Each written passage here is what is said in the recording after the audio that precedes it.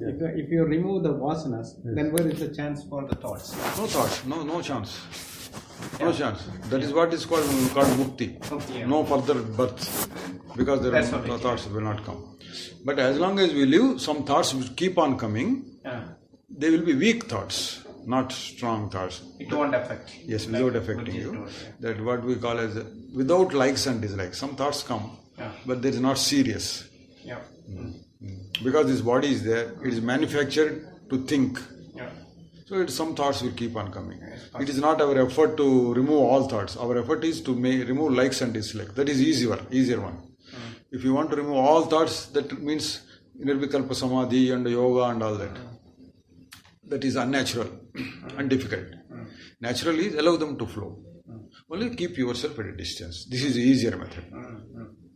That is what Bhagavan was doing. He was sitting in sofa. He is not able to see the whole world. Everything he was seeing. Somebody asked, he was giving replies. He was reacting to that extent. Then again going back to his state. That I am. Yes. But before that, he was in the cave. You take this medicine now. Take it now. This is for your. Before he was in the cave, though, immersed in samadhi, wasn't he? Yes, he was in cave because he had to assume acquired some powers in order to teach us. It is for our sake, not for his sake. Initially, after his realization, he lost all interest for the world. It was so perfect realization. He wanted to sit there, not come down. He was sitting in a cave and with minimum food and other things he was managing. But slowly people brought him down. Yes. Not he. Slowly people went on questioning him, few questions. He was maintaining silence. Then they pleaded with him. He started writing. Then somebody says, please give, please. Then they put a ashram downstairs, etc. happened. And initially he was not inclined to come down. But I think he can say even more perfected, he must have felt there is no harm in coming down. As long as you don't have strong likes and dislikes. As long as you are able to maintain a witness. There are three things. One is perfect stillness. That is yoga, samadhi. Okay, that is good. But difficult to maintain all 24 hours. The second thing is witness. Witness means Sakshi, you are seeing that, you are seeing this both. With more emphasis on that.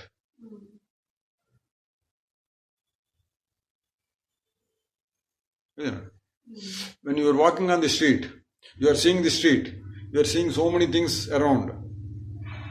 And you are also talking to somebody.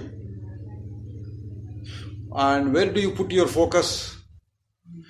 If the traffic is too much, you have to be very careful while crossing the street or driving. Then you put your focus on that. Otherwise, on normal walking you are going. You don't need to put much focus on walking. Then you can put your focus on that stillness more. Similarly, depending upon the importance that is given to the world, sometimes you have to put focus on the world. Then you are more of an ego. You put more focus on the stillness, you become witness. Our aim is to remain as witness for longer and longer periods. That happens by practice of more and more, looking more and more times there, and practicing of removing the value for the world. That is what today I have seen. Illusoriness. If you understand that the whole world is like a dream, naturally you will lose interest. So you will be able to focus more on the internal thing. You focus more on that, your focus on this will come down. You neglect this, your focus will increase. So they both are complementary. You do this happens. You do this, that happens. So you will be able to remain more as a witness. That is enough for us. You are more and more, almost peaceful, you can say. 99% you can achieve, 99% or 95%. A few times you may get disturbed, but again you will come back. Like for example, you lost your handbag, you must have been disturbed for a short time. Then you came out of it. Such things will happen. It does not matter. Even that should not happen. Okay, that happens. when you are able to put yourself into that witness mode more and more powerfully. Like Lord Krishna. He never cried even for one moment in his life. Or like Buddha, always sitting with a smiling face. That they are ideal conditions. We need not achieve that much.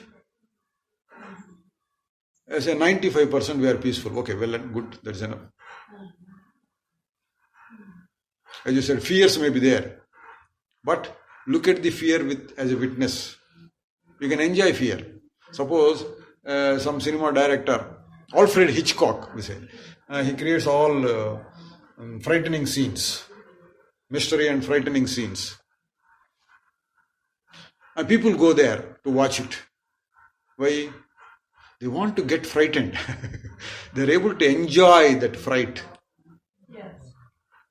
Because at the background, the knowledge that it is only a cinema, it is not true.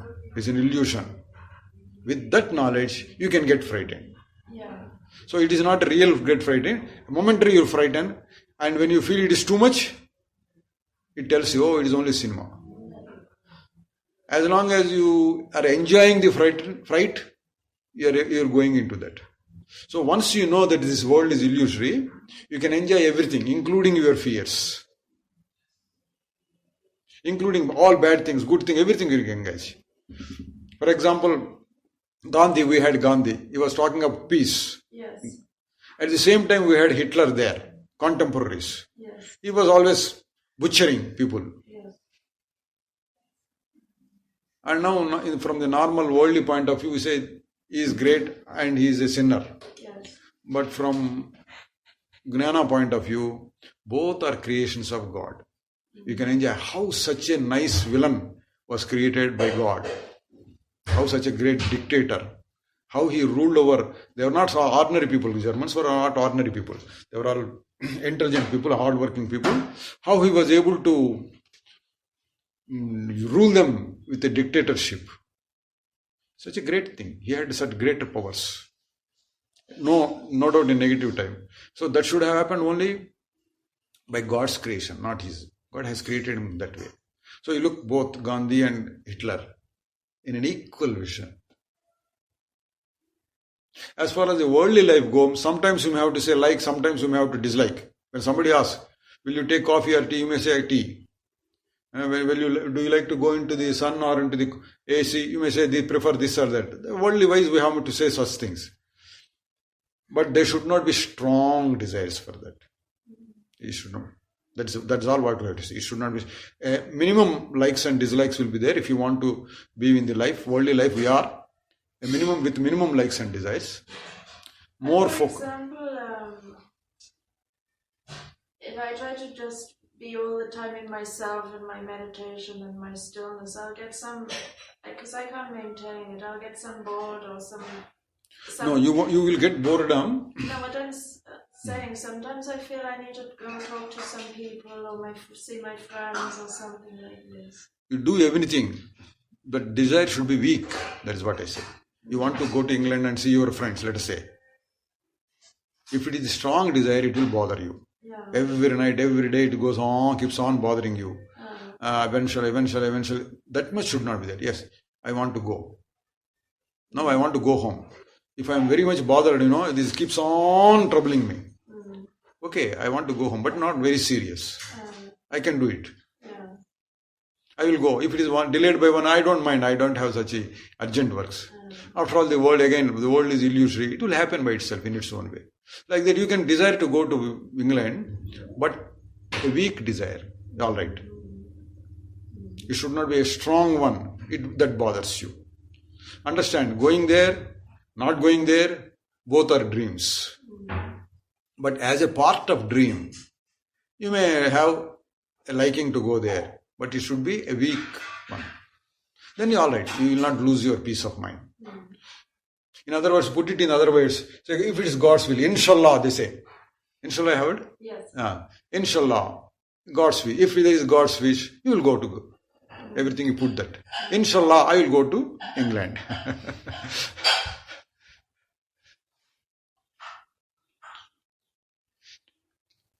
But for example, example, if you one day had to just sit all day in one chair in your house, you can be perfectly okay, fine. No, you will not be. Your body will lose its health. No, I don't. No, that's not what I mean. But normal people, if they just sit on the chair for 12 hours, will get very bored and fed up. They have to put on the TV or get a book. Yes. I'm asking, could Yes. you be okay? If you are a perfect witness, like as you said, Avadhuta, you may do it without anything. Just sit here or just wander. You can be happy. Yes. But you need not be bothered about getting that much. It's not required. And as an ordinary persons, as an ordinary sadhakas, we can achieve to this level. If you are get bored, yes, you can go to TV or cinema, you can see it, no problem. But the end of that, put again yourself in that witness mode or that stillness mode. You should not go on brooding over what you have seen. What you have seen there should not continue to dwell in your mind. That's enough. That means you should not get addicted. Do it, see it, okay, leave it. I'm getting bored here, I just walk there. I can see the sun, I can see the sky. It does not mean I'm getting involved in that. Similarly, the mind, you need not press it hard to sit here, meditate it on. You need not press it that much. Allow it to go. As long as it's a weak desire. If it becomes a strong desire, it will again trouble you. Say you are accustomed to seeing TV every day. It gets off, either the cable TV or the TV got in trouble. It is not working. It requires repairs. It may take 2 or 3 days, or you have to purchase a new one. For 1 week, let us say, 1 week you are going without TV. It should not bother you. Shouldn't bother. So Yeah. what would be the way? I mean, for me, TV not, but imagine TV. is Anything, for like example, science. if I am at house, I am daily reading newspaper. Yeah. But then Now I am what's- not reading. What is the way to remove the desire? See your stillness. This is to practice what you are told. Be with your stillness now and then. Yeah. And when you open and doing something, put that It will automatically. illusoriness, that mode. Yeah. Put that fact into your mind. This is all illusory. You say, why did you see TV? Somebody asks, or you ask yourself. Then say, it is all a dream, part of dream. Yeah. It is not that I have seen. It is a part of dream. Put yourself that. The TV, what comes in the picture, you can convert that as actually to sadhana. Anything you can convert into sadhana. So sit before the TV. Sit, be seeing it. Now and then you tell, the picture is there, seen by this person, both put together as a picture. Just as that is a picture, this is also a picture. That is an experience. This is also an experience. Body is an experience. Body is not a fact. It is an experience. Temporary experience. When you are immersed in that, you don't feel this. When you have some pain or something, you are immersed in this. So this is an experience, comes and goes. When you are seriously involved in something, you forget this. I sit for 2 hours. Only at the end of 2 hours, I feel I am pain. There are pains. So I am focused on something. I don't feel this. Similarly, we are focused on TV. You don't see this. You are focused on this. That is a hunger or pain or something. You cannot focus on the TV. So this is an experience coming and going. That is also an experience changing. Now look both as one. That this all put together is a cinema. So sit before a TV if you want, and then practice this. That is a picture, this is a picture. I am the observer, I am the witness for both. You can convert it into sadhana. Yeah. You are walking, you want to take a walk because the body cannot sit long. Yes. Okay, let it take walk. Convert into sadhana. Who is walking? Put a question. Observe the walking. The leg is moving, the hand is moving, eyes are moving, everything moving. I am just observing. I am the observer of the walking. Walking takes place by the powers of nature, not by my will. The nature can put the body into what is called walking. It has got all the intelligence required for walking. That is the greatness of nature. And what is your greatness? You can remain as a witness. Come what may, you are not changing. That is your greatness. Both put together, you become a witness. So walking, you can convert it into, have you taken it? No, I. Take it. Take it along with this. Yes. You can take it without using the hands. Just lift the paper, put it.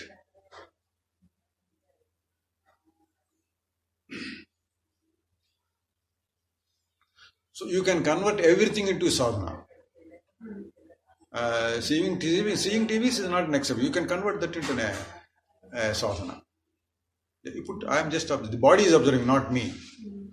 So you are suppose, let us say you are very, very immersed in that. So now and then he gives a break, commercial break, some advertisement in TV programs. Yes. He break. At that break, you put a question: who was it that observed this picture? The body. Who am I? For a few seconds, put yourself into. I am that stillness. What is this TV? I am only just witness. Until the next program comes, be in the state of witness. And if you want to get involved, no problem with involving. You should again come back to stillness. As soon as you feel some pain there, you should be able to immediately come back and withdraw it. That withdrawing. Children play with some balls, rubber ball, along with a elastic thread. You push it. Yes. It goes that far. Again, come back to you. Push it. Again, it comes back to your palm. Similarly, go to TV, come back to stillness. Go to food, come back to stillness. Go to your chocolate, come back to stillness.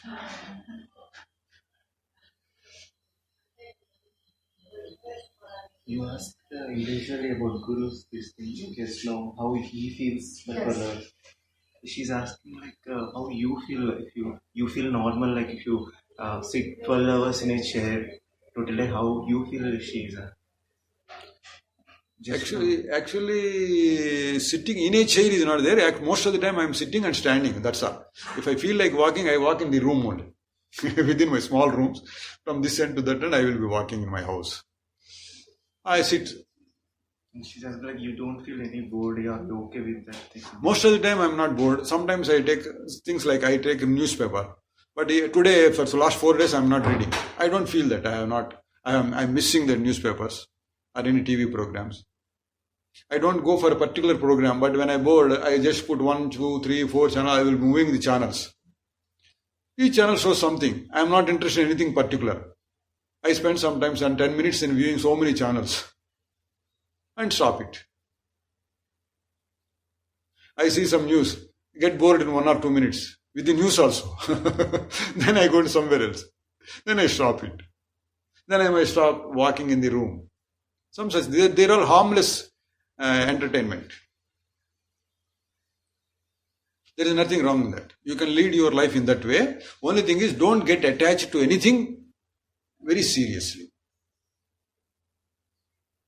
That is what I said. You can take tea, but you should not get so attached that without tea, you should not think, I cannot live without tea. That much should not be there. Some days you can miss. Yeah. You should be all right. Yes. I can miss newspaper. You should be all right. Yes. But in the deep sleep, we're never bored. Deep sleep? We are never bored. We are never bored. Yes, that is very good. Yes. That is the ideal condition. 100% ideal condition is whether you sit or stand, you should not get bored. You should get immersed in that pure bliss. Yes. That may come to some people, but if you try for it, it is wrong. Again, that becomes ego. Desire. It becomes a desire, it becomes ego. If you try for it, you should try up to this point only. Witness. You are able to separate. See that stillness now and then. Up to that point, you should try. Later on, it happens. Some people go to that extreme. And they may they don't even ask for food. Somebody feeds him, he takes, otherwise he won't. In a few days, the body will fall off. Ramakrishna Paramahansa said, he was in Nirvikalpa Samadhi for 6 months. Most of the time sitting there. He didn't want to come down. And there was one assistant always feeding him every day. If that person was not there, he would have died. So there are extreme cases. It may not happen to everybody. Most of the people, once you come to the state of witness, desire for everything drops off, including the desire for further progress. Yes. Further progress also that indicates ego. When once you understand I am stillness, why should I become more stillness? I am already stillness. What 24 hours? What is time and space I have lost? You have lost time and space. So you don't feel like. It is like this. I will put a comparison. Let us say you are having a serious problem, say headache, serious headache. You have taken some medicines, almost cured. Yes. Mild headache. Yes. Now once in a week it comes for 5 or 10 minutes, very mild headache. You don't feel like taking medicine. No. You allow it. Yeah. Don't mind. Similarly, once you come to this witness state, you are very happy. Most of the time you are peaceful. Then you don't feel like taking further medicine. But sometimes it may happen. Because, for example, I am there. I am not interested in doing any sadhana. But while teaching you, sadhana is going on for me also. Whatever I tell you, it applies to me also. I apply it that way. It's not that I am doing a charity to you. Whatever I tell you, equal measure or even more measure, it is hitting inside. So, even though I am not serious about doing any more sadhana, it is happening to me. You ask me how to meditate, I try to tell you. While doing that, I go into meditative state. Yes. It is happening. I am not willing for it. I have not willed that you should come to me. It happened. I am not willing to meditate. I am not serious about meditations and all that. But I do it while talking to you. So this way, it may happen for some people. They may achieve higher state. In the Shastras, it is described as 4 different states of jnanis. Brahmavid, they call it Brahmavid, Brahmavid Vara, Brahmavid Variya, Brahmavid Varishta. The 4 states of Gnani. Or one Gnani may achieve this stage by stage. Brahmavid, the first stage, the knower of Brahman. Brahmad Virya, Varya and all, I don't know how to translate correctly. Even more knowing, let me say that. Even more knowing, and the highest knowing. The 4 states if they make. The lowest level is Brahmavid. He has understood himself, but he is still in worldly activities. He gets pains and pleasures, but he is able to brush them off, throw them off at will. He may be feeling so much disturbance, but once he puts himself, who am I? He is able to shake off everything. Okay, that is good. Next, what happens? He may not be able to proceed further if his life is such that he has got so many responsibilities. He may be householder, so many responsibilities. His health may not be well. He will get stuck there. He may not progress further. But that is enough. Even he is fit for mukti. The next stage is, as advancement, he has a lot of time. As conditions like this, he goes on brooding over it. Then we enter higher stages. He gets less and less disturbance from the world. It may happen. The final state, Vedmit Varishta, as you told, he is not interested in eating. Somebody calls, he may just open his eyes and like a madman again close. He may not live long. These are various states. These states happen as per prarabdha or God's wish, not our volition. Because once you come to the Brahmavid, the lower state, you lose interest for everything, including further sadhana. You can't do any sadhana. If you want to do sadhana, you should keep some ego.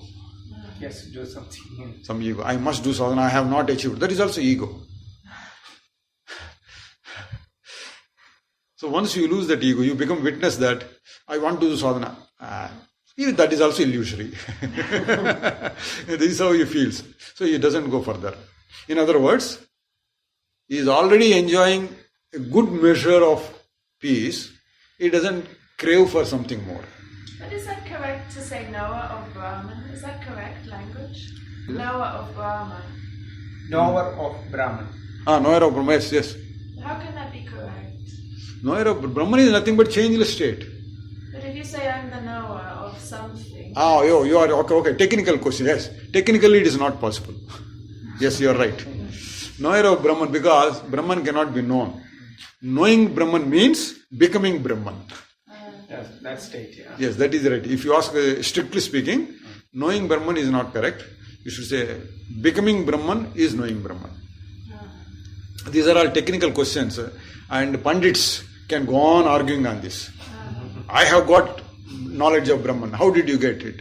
It must be through some mind only. So the mind is there or not? Even deep sleep you can put that question.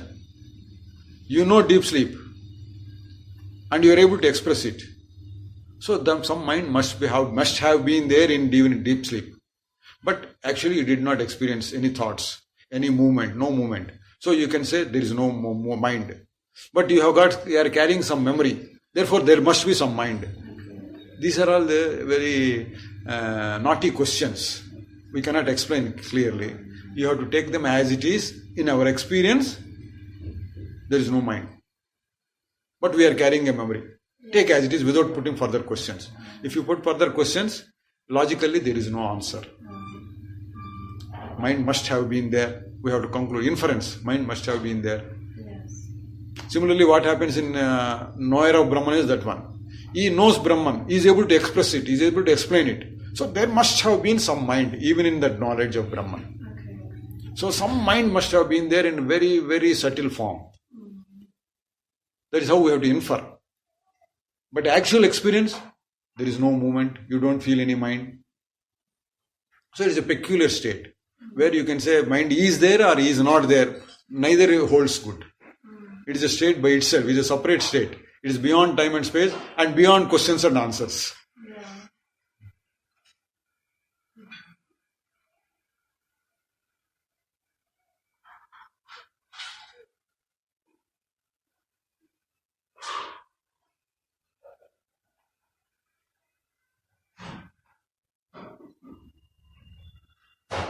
The greatness of Ramana Maharshi is, his greatness lies in brushing off this type of theoretical questions.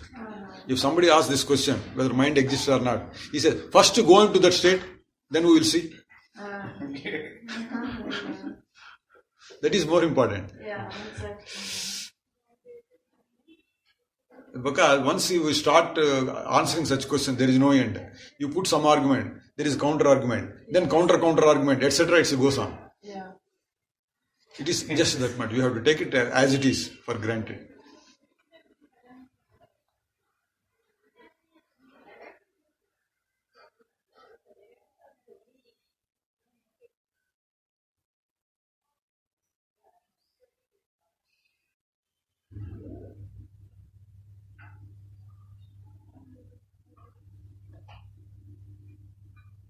If you achieve that witness state, actually we can't do anything more than that. Yes, we cannot be serious about anything. It cannot be serious.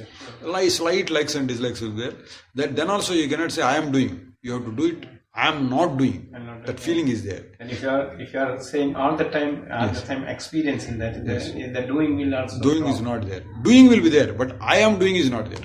Yeah, it's doing the body doing will be there. Yeah. But I is not there. No, it's only. It goes on. Things going on. Yes. That's also witnessing. Yes, that is what we call witness. There is no effort, there is no ego there. There is no ego. Yes. To make any effort or anything. Yes. Of course, practically, it cannot be 100% that way. When you come to practical, down to earth, slight ego will be there. The witness sometimes drops down to the level of ego. As minimum as possible, then comes back to witness. Just as that I said, the ball coming and going.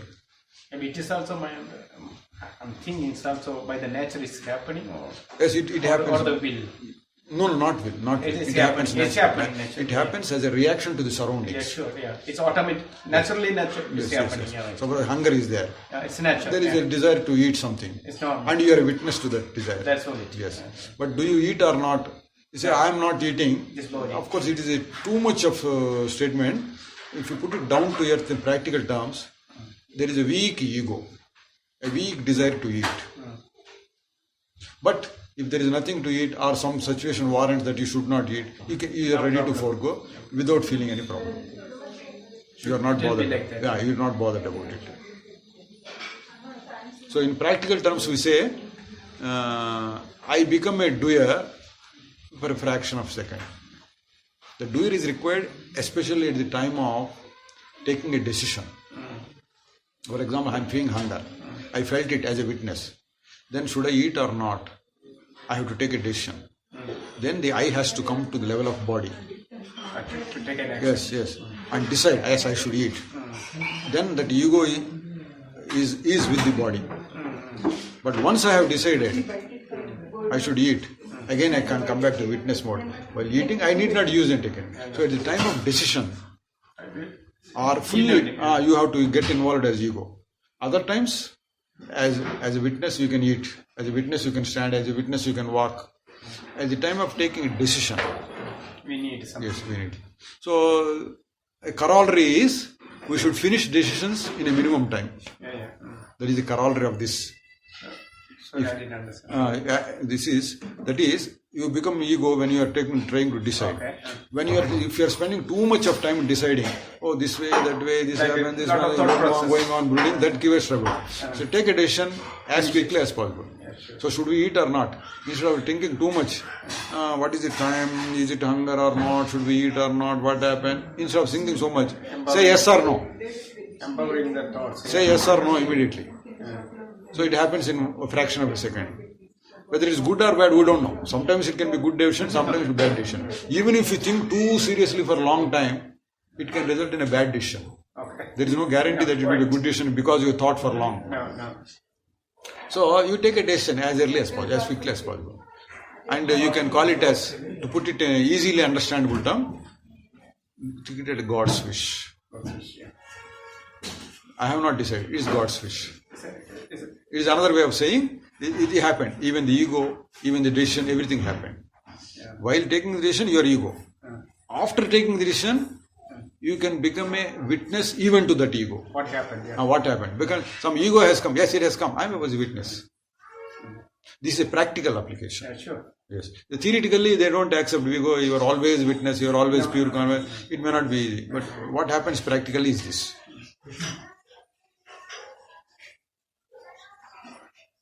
Actually, whatever happening, we are just a simple witness. It's the truth.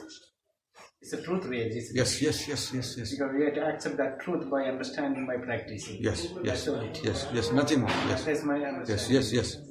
Practice in the worldly activities strengthens that. Yeah, understand. Yes, up to certain level, these worldly activities are hindrance to you. Yeah, sure. They disturb you. Yeah, sure. But after understanding, the worldly activities strengthen that. Okay. You do every activity in the world, but every time you get, oh, this is after all illusion. Something happened, temporary, passed off, it has come, it has gone. Now today we are talking, tomorrow I sit at home and say, yesterday so many people talking, today it is not there. That was an illusion. Just it came, it is a passing show, it came and gone. I remain. I put myself in this mode. So this also becomes a knowledge for me. Acquiring knowledge, the knowledge of illusoriness. You say chocolate, you eat chocolate. It has come and gone. In a few minutes it has come and gone. That is illusion. It's not staying. If you derive that knowledge out of it, your knowledge is getting strengthened.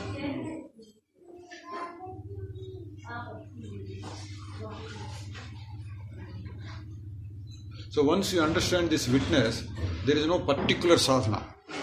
Do whatever comes to mind. And while doing this, put yourself into witness mode. Slowly those kind of vasana will reduce also. Yes, vasanas will reduce. Yes. Then it will be in peaceful and joyful mood. Yeah. Yes. In fact, you should allow vasana-related thoughts to come out. It's come out. Yeah. Come out. Otherwise it's And in then somewhere apply this witness mode. They will remain inside. Sometime or other they will come out. Like that fear I told. When fear comes, allow it to come. And be a witness. Imagine that you are seeing a cinema. The director has created a frightening scene. Imagine that way. And be a witness to it. Don't say go. If you are driving it away, it is only hides in a corner. It comes back. Allow it to come. One you will find there is nothing, after all it is illusion. It frightened for so long, when he said, come on, there is nothing to come.